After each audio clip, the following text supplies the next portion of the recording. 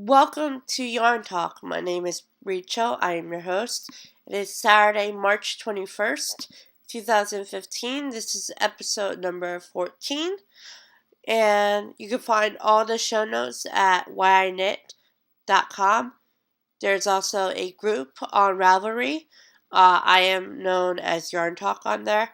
And on Twitter and Instagram, I am known as whyiknit. So welcome to new viewers. If you're a returning viewer, welcome back. And I want to apologize for not having an episode last week. I was sick. I had laryngitis. I might even still have it a little bit, but it's a lot better than it was. In fact, in my last episode, I had said that I thought I was catching a cold, and I caught it. But I am so much better than I was all last week. Last week was just terrible. And I was going to record on Monday, but I had forgotten that it was my dog Molly's birthday, so we went out to celebrate that with her, and I think she had a good time. But I don't think she could care less, but I think she really enjoyed it, which is a good thing. So I'm going to start out with weather talk this week. And the reason this episode is titled Happy Spring, but with an exclamation point and a question mark following it, is that yesterday it snowed in Delaware on the first day of spring, which is kind of crazy. It can snow in spring, but it was just the fact that it was the first day of spring, and it was cold, and we had plans that we had to change, and it was just a mess. So, hopefully, starting today, going tomorrow, it will warm up. And I think I heard that it's going to be cold next weekend. But after next weekend, it will start to warm up big time. So let's hope that's true. I do also have a thank you before I get into the episode. Thanks to Jen of the Uncreative Crafter who mentioned the podcast on hers. I have a link to her podcast in the show notes, so thank you, Jen. And so let's get on with the show. I'm going to start out with what's off the needles. Yes, I said off. The first sock is done. And even though I screwed it up a little bit, I'm actually pretty pleased with how it came out. It looks very small, but it actually is too big on me. It might be because it's big box yarn instead of better quality yarn, or it could be that I did it on twos, and not like anything smaller, or it could be just because I screwed up. But overall, I am pretty pleased with how it turned out, and I'm actually very excited to make more socks. So that is done. As for what's on the needles, I don't have a lot to show you. In fact, everything that I'm going to show you today is sock yarn related. Tulip sock has made zero progress, so I'm not going to show you that though. I will show you the second sock though. This was a pain in the Sorry for the coughing. Pain in the butt to get started. This is just the cuff, and I had open up the second ball I had because this ball was being a pain in the butt. And yes, it's connected to something that I will show you in a few minutes. But I only have like a little bit of the cuff done, and my goal for this week is to get the rest of the cuff done. The leg, it's like a really short leg, in the heel flap. I don't think I'll be able to turn the heel this week, only because I have other projects that I need to work on. But with this cuff that I have cast on right now, it's going pretty well. So hopefully that will change by the time next week rolls around. Back hasn't made any progress, even though I did work on it a little bit yesterday. So hopefully by next week I will have something to show you about that. And then lastly, I will talk about this book more later on in the episode. But I bought Knit-Along, celebrating the tradition of knitting together by Larissa and Martin Brown. And of course, there's a particular pattern from that book that is pretty well known, and that's the barn raising square. And yes, I started it. This is on Hiya 2's out of the ball of Singing the Blues and Quarry Sock that I had left over. If I can get 2 squares out of this, I will be very happy. So yes, I'm magic looping this, and I'm actually really happy that I'm doing that. That's the only thing I modified. The pattern actually calls for DPNs, but I'm using my 2 DPNs, of course, for the socks. So these are on the suggested needle size. They're just magic looping instead of in like using 5 needles, because it'll be 4 needles to hold the stitches and then 1 to do the extra knitting with. I'm actually really glad that I'm magic looping it, because I know magic loop can get fiddly, but I have the tendency of of having stitches fall off the needle. So this is a better thing for me. Just magic loop it, and it's going well so far. It's a very easy pattern, just 4 rows, and the last 2 rows are repeated over and over again once you go through the pattern once. So that's very easy. And I will talk about the book more later on. Crochet and spinning. What's on the hook? Start out with crochet. Second granny square is done. For the third granny square, I'm not going to show it to you today. I will show it to you next time.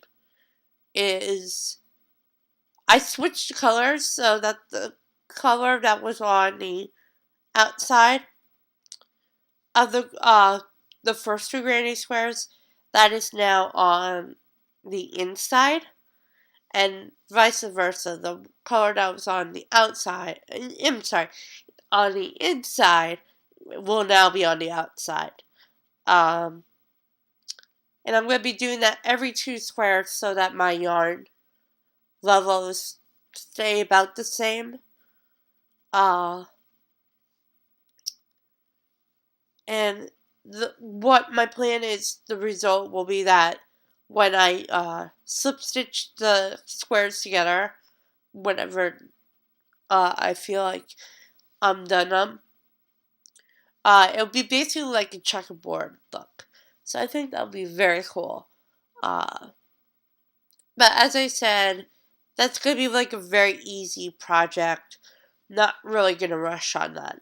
But I'm hoping to have the third square done by next week. Possibly the fourth square done to show you as well.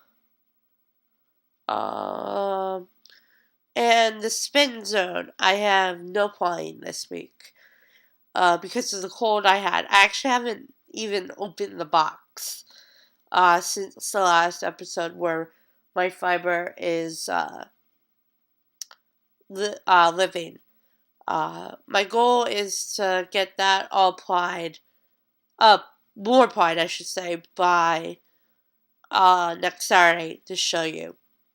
We'll see if that gets done or not, and then I will hopefully start the next like mini skein within the next 2 to 3 weeks, hopefully. But I'm still not 1,000% sure about that. So that's it for everything that I'm currently working on or I am done with. So that's done. So back to this book right here. Originally, and this has to do with In the Queue.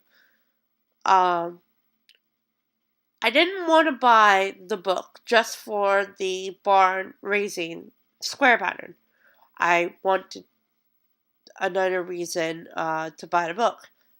And thankfully, I did have a reason to do it.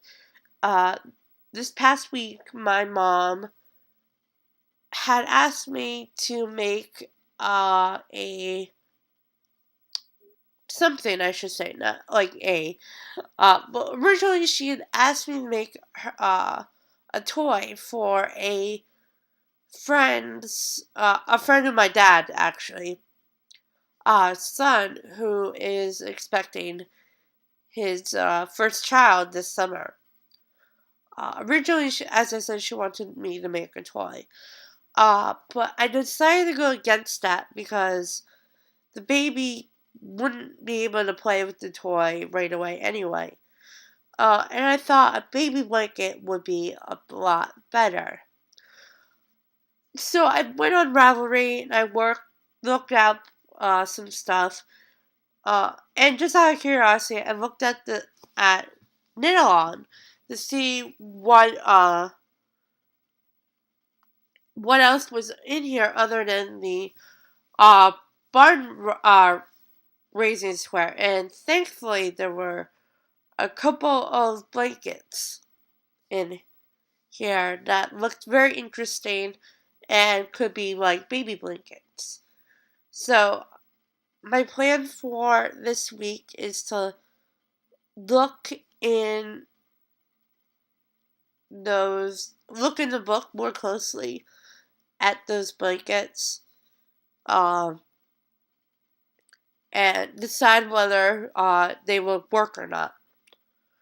I'm thinking of getting a cotton wool blend because yarn because my dad's friend's son lives in Florida. So I think straight wool would not work out. But like cotton blend would be nice. That way, cool in the summer, warm in the winter. Because it can get a bit chilly in Florida, even though where it's located. But I'm not 100% sure where he lives. So, uh, yeah. But the son and my dad's friend uh, are from Connecticut, so they're used to cold weather. Anyway. But yeah, so this is part of enhancement as well. The other part is this, and yes, it came like this, so I haven't taken it out. Once I start working with it, though, I will. This is HD Yarns in NYC Subway. I believe this is 75 superwash merino, 25 nylon. And the colors are in to look like the lines of the New York subway. So there's red, like aqua blue, green. You can't see it, but there's also gray and there, purple, orange, yellow.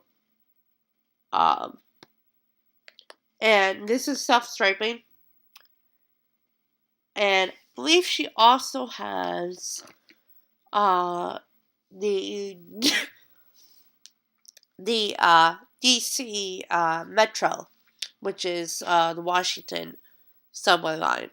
I think the colors for that are a little bit different because there aren't as many lines on Metro as there are on New York subway. And sorry, I just had to move my leg a little bit. But yes.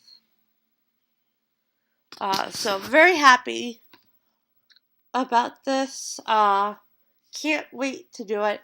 I'm not sure if these are going to be cuffed down or toe up. I'm leaning towards toe up because I believe the sample socks, I'm sorry, were toe up. So I'm leaning towards toe up because I think it'll look better toe up. But these, I'm not going to start this until, let me grab it if I can. Yeah, here it is. Until these are done and the toe-ups are done. So those hopefully will get done by the end of March. And then I will be able to start on these. I might not even start on these until mid-April. But I'm not 1,000% sure yet. So stay tuned about when I am going to be working on these. But I'm very excited about it. Alrighty. Knitting planner update. So I think it's been a little while since I did one. I actually had 23 straight days without a fail, and I was very happy about it.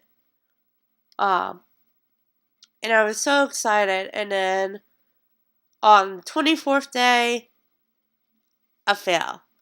And then there were 2 more fail days after that, so I was a little bit disappointed about that. But that was like the first time since I started doing this planner spreadsheet in January that I had 3 fail days in a row. So going almost 2 months without that happening was very good. So hopefully I can stay on track about that. And also I got a physical planner. That's gonna be more for my content producing, like on YouTube, blog, Twitter. That's not just gonna be for wiring it for the rest of 2015.